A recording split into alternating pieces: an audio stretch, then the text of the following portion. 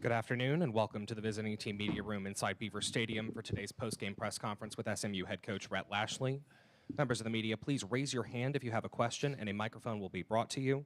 Please state your name and outlet you represent and wait to have the microphone in hand before starting your question. We will begin with an opening statement from Coach Lashley and then open things up for questions.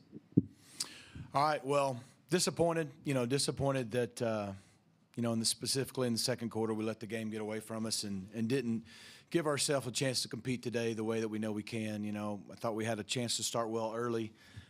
We deferred. We got a quick stop. Offense started moving the football. We got to a fourth and probably a half a yard. We decided to be aggressive and had an opportunity to either run for the first down or throw for a touchdown, and either one would have been good if we'd executed it. Chose to throw it. We didn't make the throw and catch, so we had a really good chance to go up 7-0 early, and that would have been big for the momentum. We didn't. Defense got another stop, and then that's when we kind of started to hurt ourselves and beat ourselves with the pick six on our own end on ball. Just sailed on him across the middle, and then still 7-0 going in the second quarter. Had the ball, I believe, and then just again. Second quarter got away from us with another pick six, another pick in the red zone after we got a stop on 4th and 1, and you just can't do that stuff. So guys did what we asked them to in the second half when it was obviously not good being down the way we were 28-0 at half, and I think it was 10-10 in the second half. We competed well 3 out of 4 quarters. Just can't have a quarter like that, and sad we wasted a defensive performance I think that was good enough to win with, but we just didn't. So disappointed for our team. We don't get to keep playing, and that we didn't get to show maybe our best today, even though Penn State deserves a ton of credit. I mean, that's going to be a hard out for Boise and whoever else gets to play them. But wish we'd have put our best foot forward a little bit better than we did today. I'll say this. It's a special group of seniors we're losing, a special team. It's going to be sad not getting to come in the building with them. We started this thing on, I think, July 23rd. And here we are on December 21st. It's been a fun journey with them, and they have raised the standard of SMU football in year one in the ACC in a big way. And so that bar's high now. And we're excited to come back, go to work soon, and chase that standard. Coach, over here, Joe Lister, Onward State. A couple of timeouts, a couple of false starts that the crowd had an impact in. Did you get what you expected out of the Penn State crowd today? A little bit more? Yeah, no, we got what we expected. I don't think we burned timeouts because of the crowd per se, but I thought 95% of the game we handled the crowd great. First half we didn't have any issues. It was that third quarter we got down on the end zone where the student section was, and I think we had the ball inside the 5 2 different times. We settled for a field goal on one. We missed a field goal on the other. I think when you couple that with the drive in the first half, we had the ball probably inside the 10 or 15 3 times, and had an interception, a field goal, and a missed field goal. And the crowd was definitely a factor there. And, it showed. We can't – if we just snap the ball and hand it off, we had some good things, and we go backwards. And now you get to second and third and goal from the 9, the 11. Like, those are low percentage no matter who you're playing. So I think that's when it affected us the most, was that third quarter going into the end zone where the student section was. And that's what college football is all about. We got to handle that better.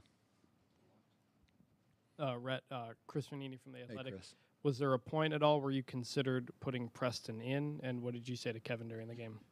Yes, after Kevin threw the last touchdown, felt like that was a good way to finish, as good a way to finish the day as we could, the way it went. And we talked to Preston. It was his option. And, look, I get it. Just like at that point, we didn't want Kevin to go back in and get hurt. We don't want him to go into the offseason hurt. Preston's about to have an opportunity to go play somewhere else. And in fairness to him, would be ashamed to roll him out there for a drive or two that doesn't have an impact on the game and him get hurt. So it was a great conversation with he and us, and we just decided to let Keldrick go with it. And, because Keldrick's going to be a part of this team next year, it was good to get him out there. So, yeah, it was all positive things as far as that goes. But it's just no reason to put him at risk for his future either. Hey, Rhett, Jeff Cole with Fox Dallas. Piggybacking on that with Kevin, obviously a really difficult moment that he'll have to move past with this game.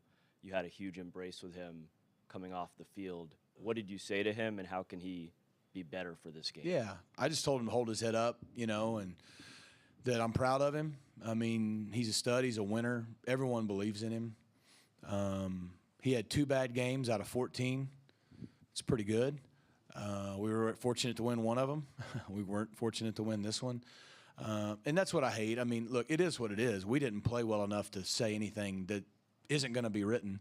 To say anything against what isn't going to be written. I mean, it's going to be written, should we have been in, or did we belong, and that's fine. They can. Everyone here, you're welcome to write it. You were here. We didn't play very good today, and but this team's a quality team. We had a good team. We deserved to be here. We earned the right to be here. Disappointed we didn't play to the level that validates that.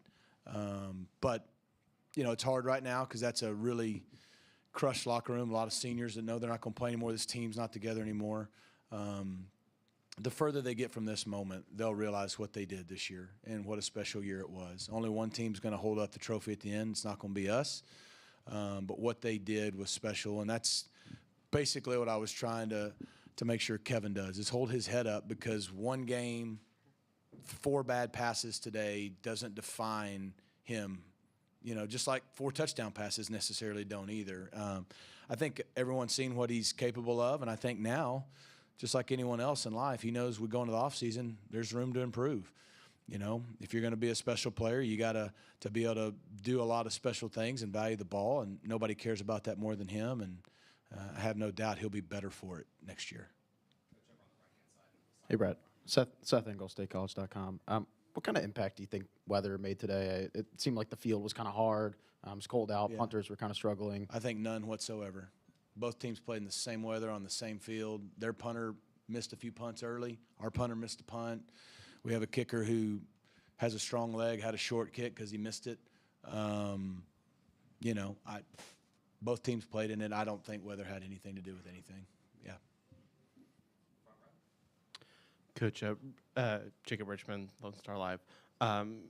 With Kevin's interceptions that he threw in the first half, Yep. when you talked to him, did he say, was it a vision problem? Was it execution? Where do you think things went wrong? Yeah, I can walk you through them all. I mean, the first one, it was our second drive. We ran a play on the first down that really was blocked well, and we just missed the hole. If we hit the hole, it's the frustrating thing about football that nobody sees. It's probably a 20-25 gain, and that's if the safety tackles him. But we missed it, so it's 2nd and 10 and 11. And so we were just running a little bit of a base concept with a little kind of angle option route with Brashard. We ran it several times this year, and it's been good. And they blitzed from the field. We slid and picked it up, but we got beat by the nose inside, and the nose got right in his lap and made him rush the throw. And so when he did, he had to throw it a little earlier as Brashard was coming out of his break, and the ball was a little bit high, and it just went right over him, right to the defender. And so, that's what people don't see about football, is Kevin's going to take a lot of the beating for 3 interceptions. That was it all works together, right? I maybe shouldn't have called that play. If we'd have been just a little more solid in protection, it's probably completion for a 7-yard gain to Brashard, and here we are in 3rd and 3. But it's not. It's a pick 6. It's 7-0. So that's where he's going to have to learn to potentially get a little more depth, either eat that ball, not let it sail on him when a guy's in his face. That's easy to say, hard to do. But it wasn't like it was a clean pocket and he just, threw the ball up for grabs or something. On the second one, that's one that probably he wants back the most. We scrambled. He flushed. He had LJ, probably waited a little bit too long to throw it. When he did, he just short-armed it. He didn't get it over the backer and threw it right to him, and then we did a poor job as a team getting him tackled. And then the third one, I think, should go to me. We had a run play with a slant. We've repped it a lot. They did a nice job blitzing off the edge. I got to get him more opportunities to see all the various looks they could give. You'd like to just hand that ball off, and you're probably going to get – we had it blocked up decent. But he doesn't. He tries to pull it and throw it, and the guy jumps up, made a great play. That's the one they made a great play on, but it cost us because we're in the red zone. So that's what happened on all 3 of them.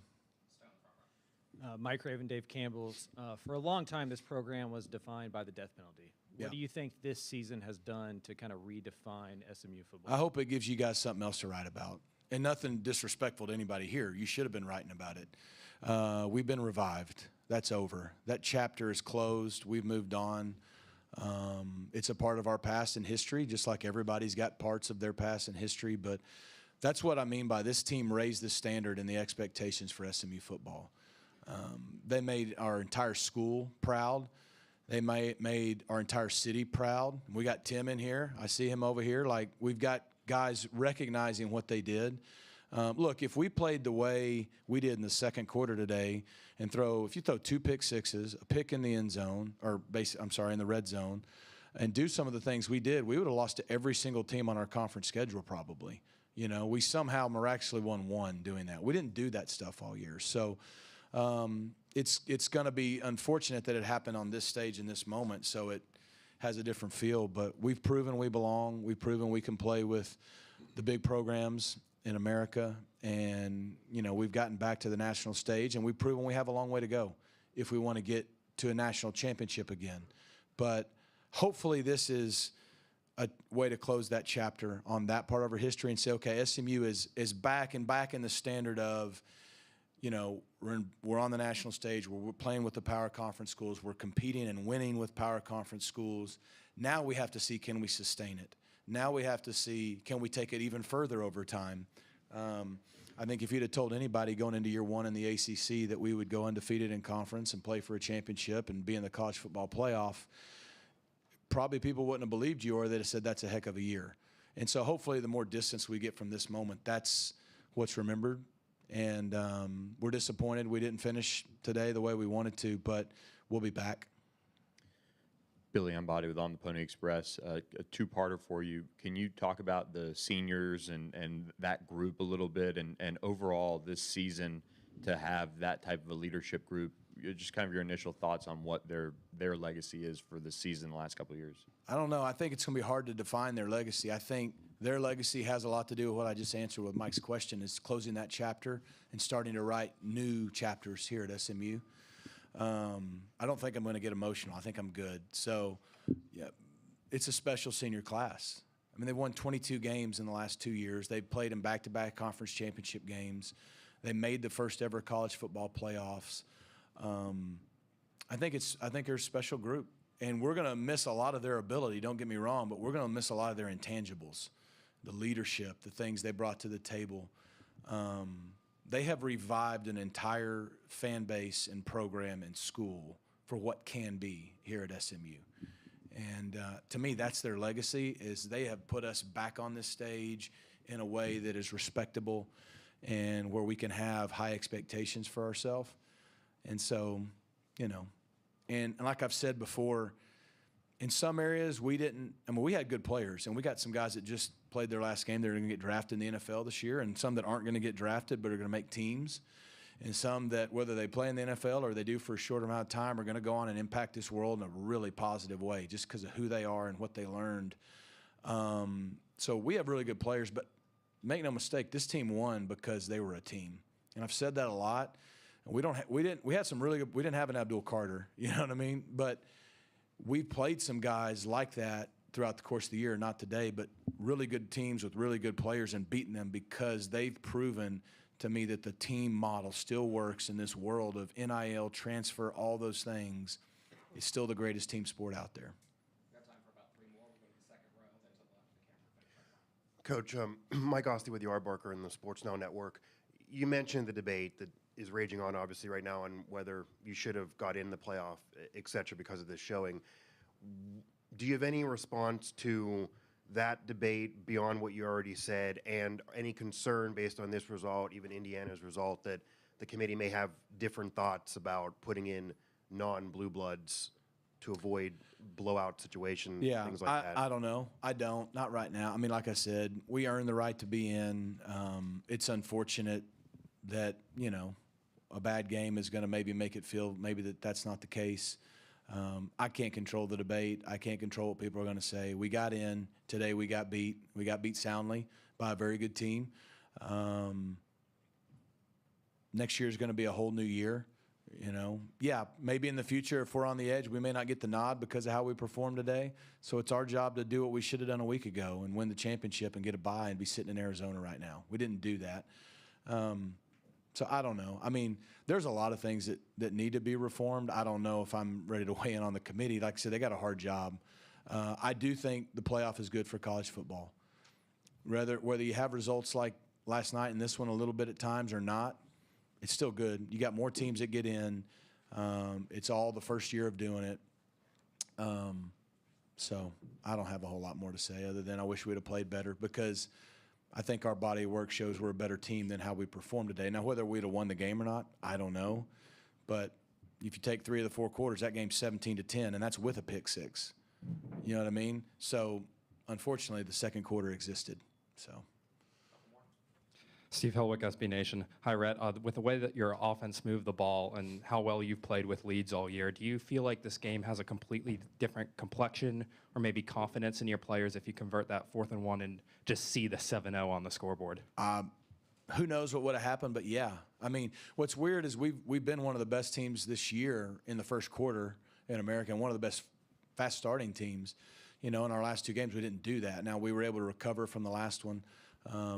Yeah, I mean, it's 4th and a half a yard, and if Kevin just keeps it and runs for 6, it's a first down. I don't know what happens. Or, again, he didn't make a bad decision because he can run for a first down, he can throw for a touchdown.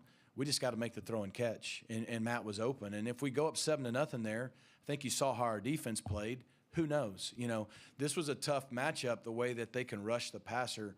You get behind the way we did, you know, because you have to be able to stay balanced. You have to be able to run it and throw it and not be in must-pass situations. And when you get to that point where you're down 21-0 or more, like, it's really hard in this environment against that defense. So, yeah, it may have had a great bearing on the game. But guess what? We had the opportunity to do that, and we didn't do it. So we have no one to blame but ourselves on that. Final 2 questions up front. Rhett, Chris Vernini, kind of piggybacking off that, when it's 21-0, even 28-0, a couple of plays, I mean, you guys might be in the lead if it goes the other way. How frustrating was that in the moment? I'm glad you said that, because that's what's frustrating, because people are going to see the scoreboard, and that's it, 38-10, or they're going to see the halftime score and some of those things and say things like, well, they shouldn't have been and they don't belong. But to your point, it was 14-0, and we had 2 pick sixes and some other things. We just talked about the 4th and 1. Like, we had our opportunities. We don't have anybody to blame but ourselves. We had our opportunities to make it the game it should have been, which to me was going to be a really good defensive struggle that someone in the low 20s won, and we didn't do that. And we didn't do that because offensively, not only did we turn the ball over, we turned the ball over and let them get on the scoreboard. And I don't know what the final number is because I haven't been able to see the stats, if they were 21 or 24 points off turnovers. That's a lot. Yeah, Brett, Tim Kalishaw, Dallas Morning News. You mentioned you could have scored on the first drive, almost did on the pass. As the game went along, were you wondering where that execution, where that offense went, or do you just give Penn State credit for keeping you to 3 points for almost the entire game? Yeah, yeah, we had that drive, and then the next couple drives were the 2 pick sixes, and that kind of shell shocks you a little bit, you know, and so that put us behind it, and we didn't really recover well in the first half. You know, now in the second half, we did. We went out, and I think our first 2 drives, we drove inside the 5. Like I said, we didn't finish those drives.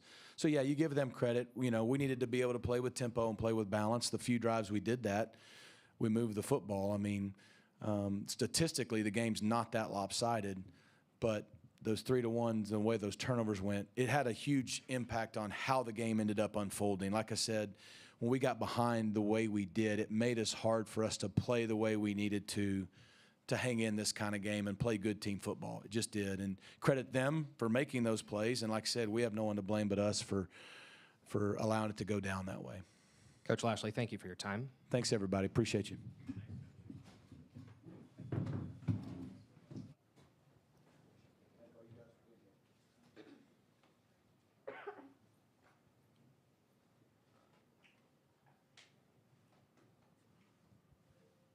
Should have coordinators and student athletes coming shortly.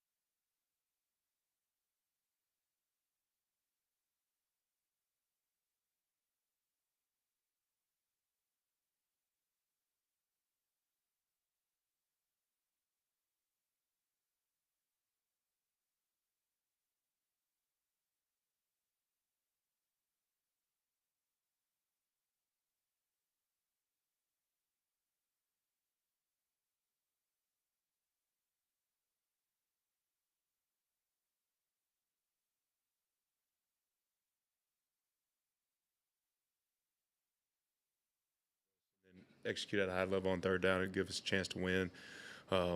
Obviously, put in some tough situations. I thought they were resilient in those, but yeah, it's when you look at the stat line overall, it's it's kind of what you saw. I mean, we had more first downs than they did.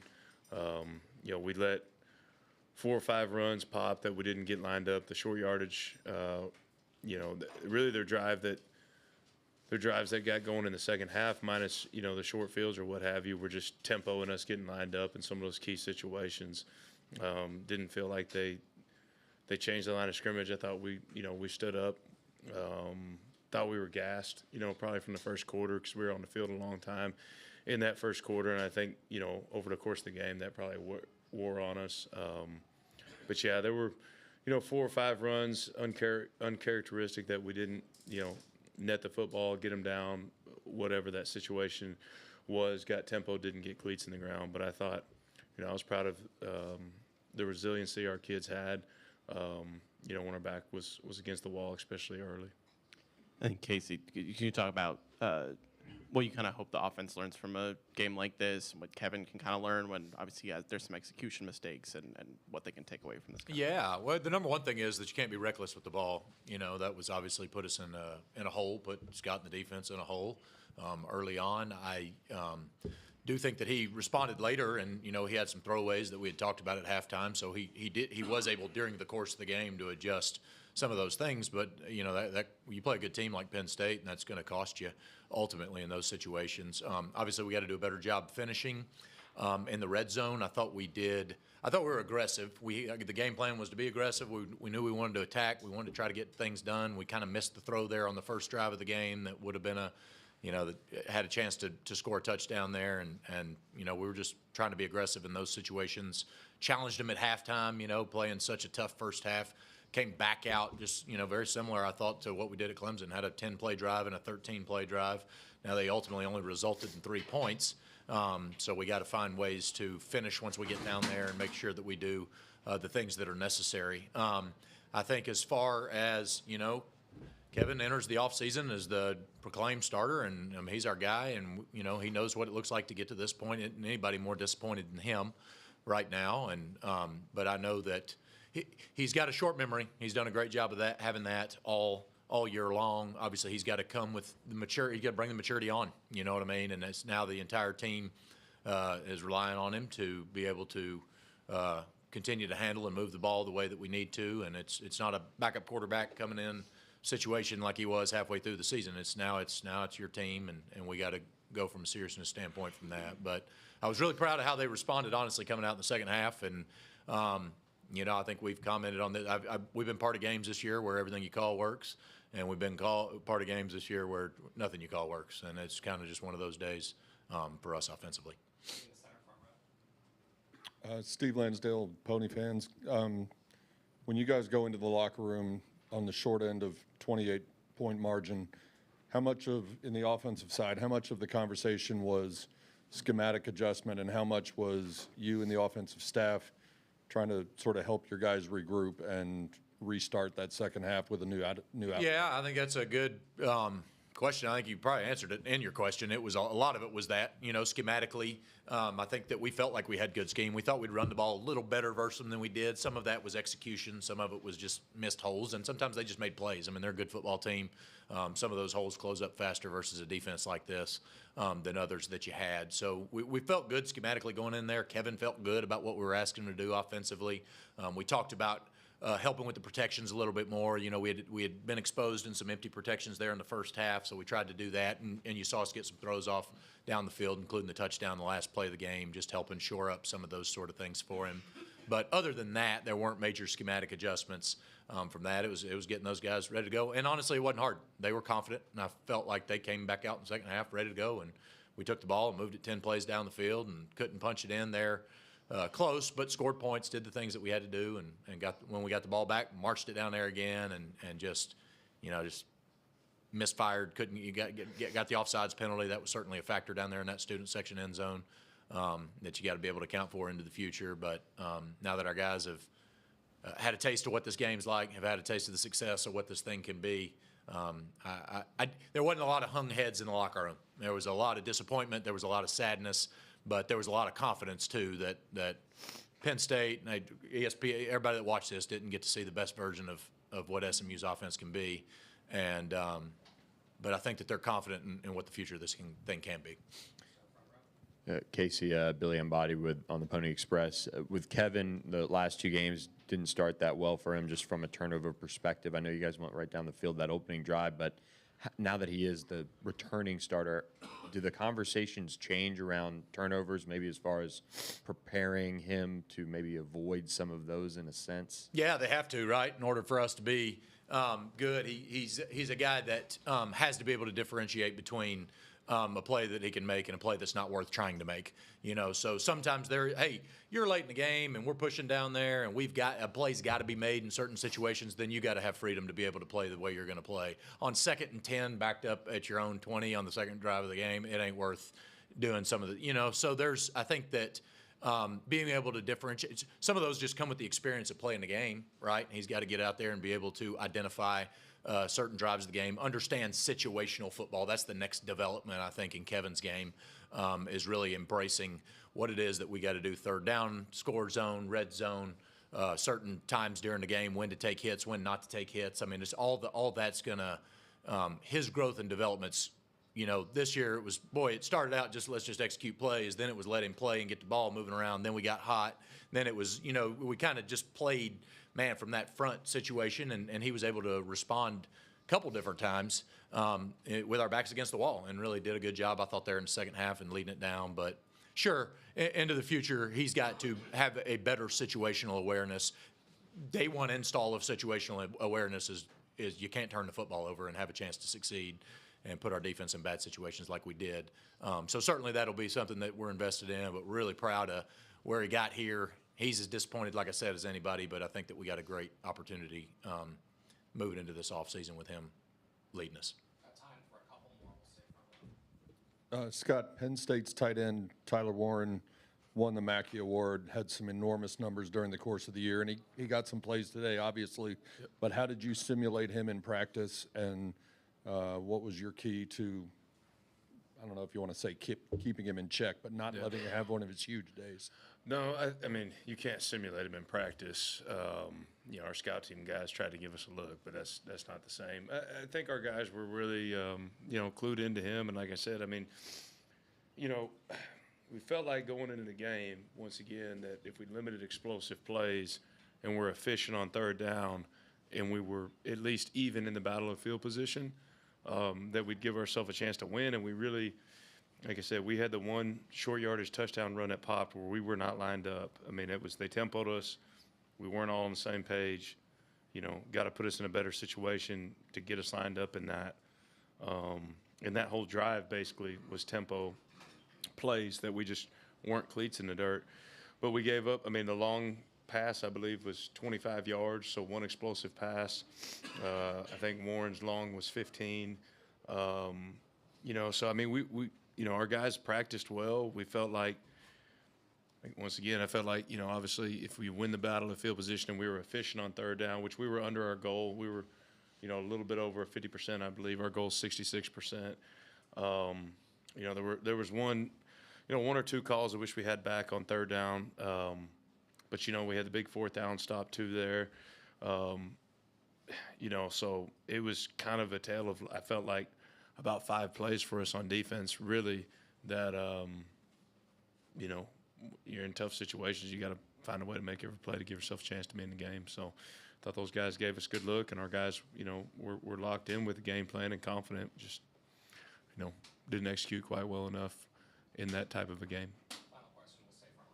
For both of you guys, what is this season overall, your initial thoughts on it? What does it mean to you guys to have reached this point? I know it's bittersweet right now, but just the overall trajectory of the program with a season like this.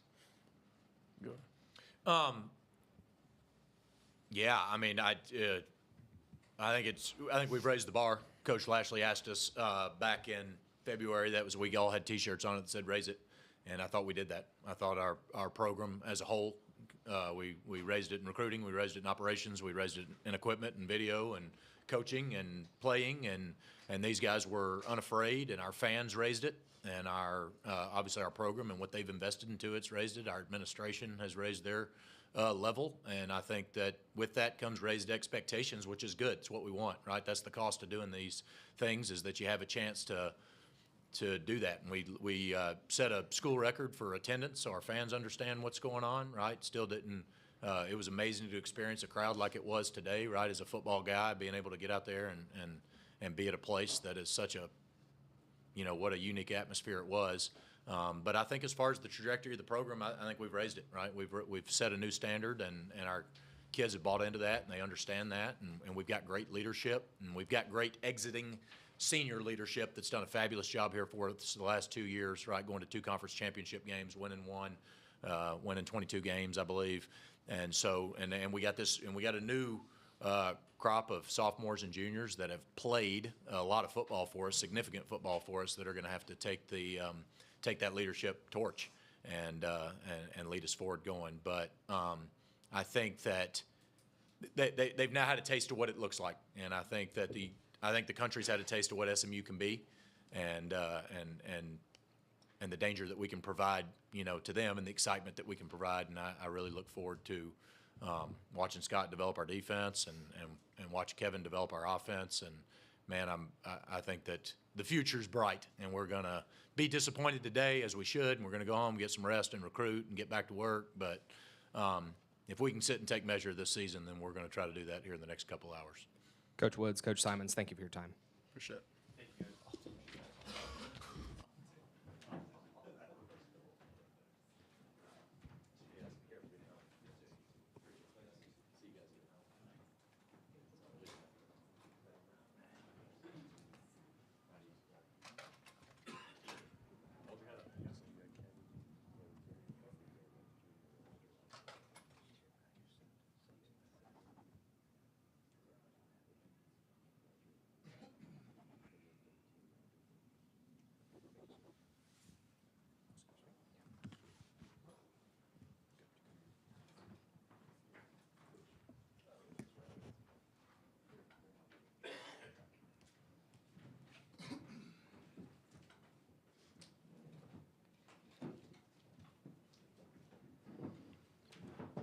All right, everyone. Once again, please raise your hand if you have any questions. We're going to begin with Elijah Roberts, Kevin Jennings, and Roderick Daniels Jr.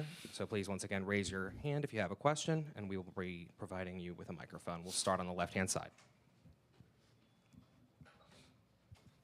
Hey, Kevin. Jeff Kolb with Fox Dallas. How can you bounce back from and use this performance as a positive as you look forward to next year? And I saw when you walked off the field, you had a big embrace with Coach Lashley. What did he say to you in that moment? Yeah, he just told me, we got to move on from this. Games like that, it can't happen. So just move on from it and learn from your mistakes and the things you did bad today. So things we can improve. I can learn on and things like that. Just being better with the ball, going on and just, that's about it, really. Kevin, 106,000 people in the building today. How did you prepare for dealing with the crowd in that environment, and how do you feel that you dealt with it and the impact they played? Yeah, we prepared all week at practice. The 2 weeks we had to practice and prepare for it. So we was really all right with the sound, but it was a big impact for sure though. They showed out and came out there and just kind of disturbed our offense a little bit.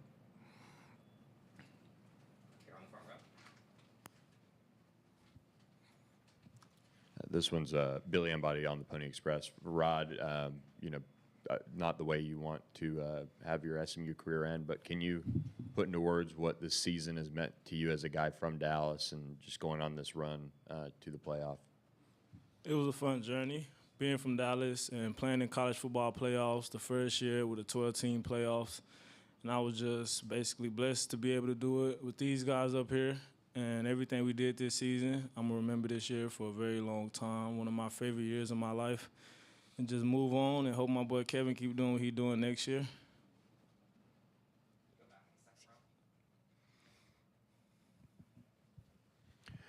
Mike Osti with Yard Barker and Sports Now Network. Kevin, In terms of the interceptions, if you could kind of walk us through any of them on what unfolded, what do you think, what were you seeing? Coach actually mentioned on the third one that he felt was on him. How would you characterize those picks and kind of what happened? Yeah, none of them was definitely on him. I mean, I had the ball in my hands. He didn't have the ball in his hands. So, I mean, I made mistakes 3 times and just, gave the defense the ball with making careless mistakes and, yeah, just not being protected with the ball. And, yeah, that's really it.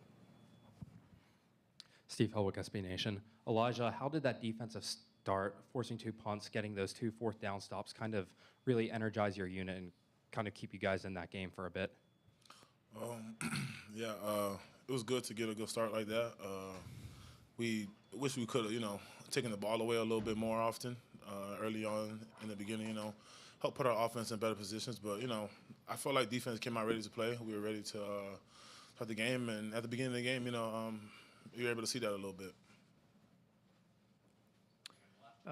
Kevin, Chris Vanini from The Athletic. The first drive, the fourth down, you can run it, you can throw it. You had a guy there. Obviously, what did you see on that play? And then do you feel like missing that play kind of got stuck with you a little bit and led to further struggles? Yeah, I mean, saw a guy wide open, missed a pass, and he just got a little bit from there. I mean, tried to bounce back from it. I mean, that didn't really play a major effect in it, but just tried to bounce back from it, and yeah. We'll go across the room toward the right-hand side in just a moment. Front row on the right, and then we'll stay through the front row. Travis Johnson with the Associated Press. Guys, Coach Lashley was just in here and said he thinks that you guys have set up a new chapter for SMU football, one that doesn't always necessarily start with the death penalty. Do you believe that that's true, and in what ways do you think your success this year has set you up for the future, this program, potentially, the guys that will come after you? Yeah, I think it set the bar a lot.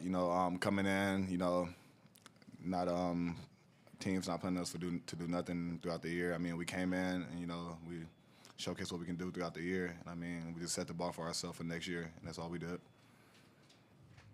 Jacob Richmond, Lone Star Live. Elijah, what do you hope people remember about this team and about this defense? When they look back at it. I want people to just remember how much fun we had on the field together. I honestly know that watching us, offense, defense, that we look like we're just having so much fun. From the beginning of the season all the way up until the last second we just played. So I just want people to understand how hard we play, how much we really love this game and put all our time into this. We have a team that's very dedicated all the way from the coaching staff to even the media people here. So it's just we have such a great staff, and like he said before, our program is really going to be in a good place in the next few years for sure. Continue down the front row, and then we'll go to the back. All season we've asked you guys about what different games said as in terms of a statement for the growth of this program. And obviously you guys are sitting here after a game that you didn't get the result you wanted. But when you think about this season, I guess maybe for Elijah and Rod, what does this season say about the group that Kevin is bringing back next year and what SMU can be?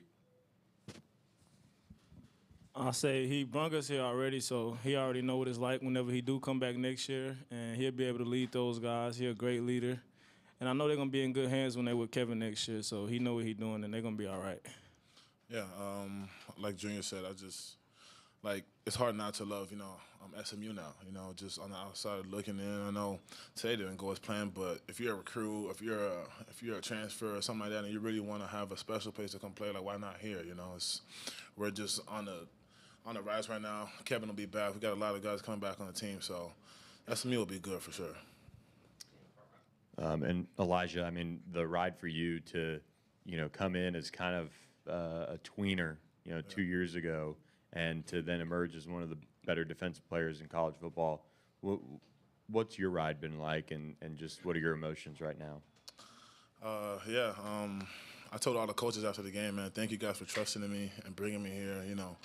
I was in the portal, I really didn't have a lot of, options. I did, here and there, but it was literally just to be a backup. Teams would tell me, hey, we'll bring you in, but you're going to be a backup. So just having, that, opportunity here, I thank every coach, every person who I shook hands with, just thank you for the opportunity. Thank you for help being in this chapter of my life, and thank you for changing my life, So I really appreciate this program forever, man. And, this has honestly been the greatest 2 years I've had playing football ever. We'll go to the back row, right-hand side.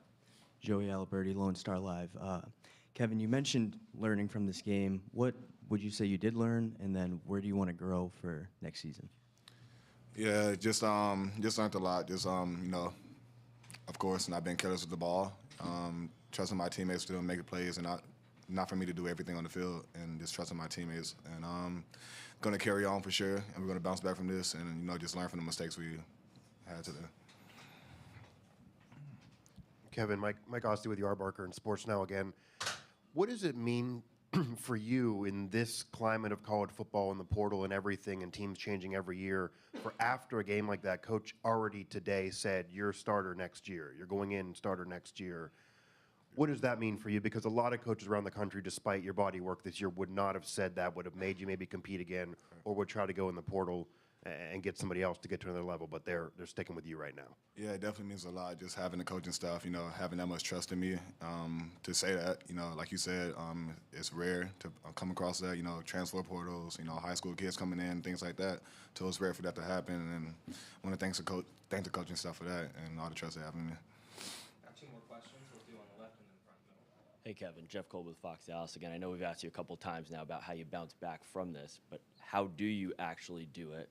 How hard do you take this game in this moment, and how do you not let that fester and carry over into next year? Yeah, it's definitely going to start in the offseason, you know, just the ground we put in day by day, and just going to work and putting our heads down and putting this game behind us. So offseason, fall count, spring, all of that stuff is going to matter a lot just to put this behind us and to come out next year swinging. We'll finish up front row. Coach Lashley was quick to say that the weather didn't impact the outcome because obviously both sides had to play in it. But Kevin, how hard was it just to throw the ball in this kind of conditions? And for the rest of you, did the conditions impact any part of your game? Even though it impacted Penn State as well, did it impact the way you guys were able to perform? I don't think so. I know as far as us up front, D lineman, I know, like, kind of getting that first pop and that first strike, you know, your hands kind of got to get a little adjusted. But honestly, everybody was so just up and ready to play that. Like, I don't think it affected us at all. Yeah, I don't think the weather did nothing to us at all. Just had a terrible game. I had a terrible game. Yeah, that's it. All right, Elijah, Kevin, and Roderick, thank you for your time.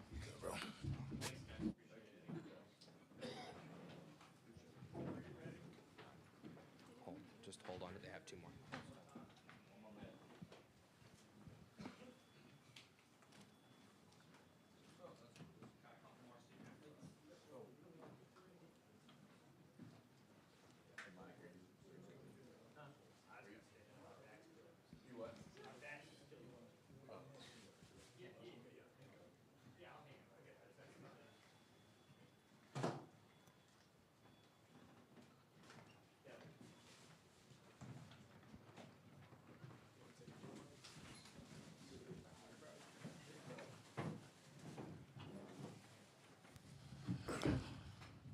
All right, everyone, welcome back to the Beaver Stadium Media Room. We are joined by number 24, Kobe Wilson, and number 88, Matthew Hibner.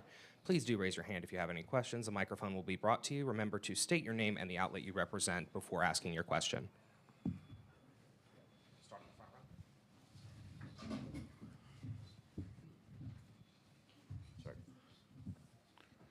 row. Sorry. Steve Lansdale, Pony Fans. As transfers from Temple and Michigan, you guys at least had played in weather like this before. Did you talk to any of your teammates about how to block out the conditions or handle them and deal with the what you were facing today? Yeah, I mean, for the most part, it's really just a mentality. I mean, there's little things you can do as far as like latex gloves under the gloves, things like that. But, you know, it wasn't raining, it wasn't snowing, it wasn't anything crazy. It was partly cloudy most of the day. Once you get on the field and you start playing, it just feels like every other game. For me, at least, the weather's never really been a factor, and I think most of the team felt pretty much the same way. Kobe, what are your thoughts on your career, just coming from, you know, kind of a late addition, you know, from Temple and coming into this program and emerging as not only a leader but one of the best players on the defense, and just how do you kind of balance between that and just the ride coming to an end? I just think that growth has been a big portion of my career. So me growing as a player and as well as a man, like, every year has been progression for me. And the coaching staff has played a big part in that by developing me as a player and a man.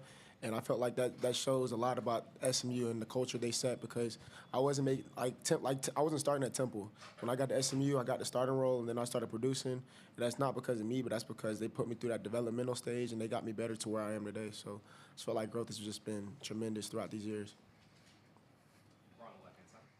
Matt, Chris Vanini from The Athletic. The first couple of drives, the fourth down play, the pick sixes, how frustrating was that as an offense that you guys are kind of moving the ball and not finishing drives and getting it done and actually giving up points? Yeah, definitely frustrating. I mean, we know who we are as an offense, and we didn't display who we are as an offense today.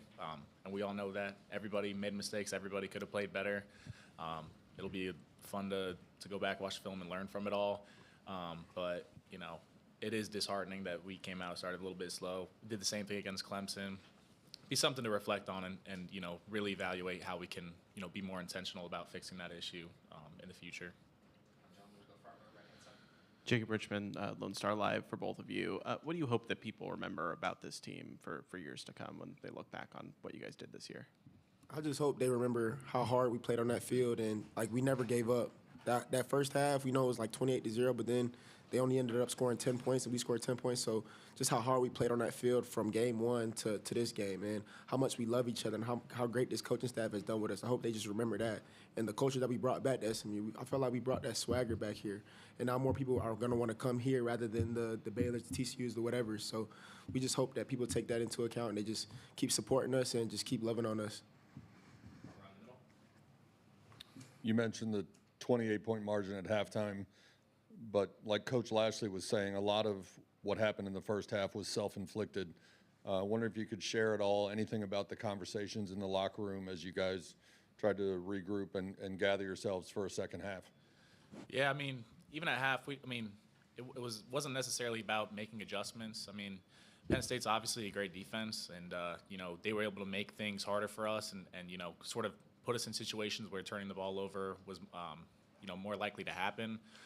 But at the end of the day, you know, we just needed to get back to, you know, just the fundamental of football, running through our plays, doing it, you know, executing better. And I felt like we did that to an extent. It's just should have came out and done it in the first half. Any other questions for student athletes? Kobe and Matthew, thank you for your time. Members of the media, thank you for your attendance today. Please travel home safely.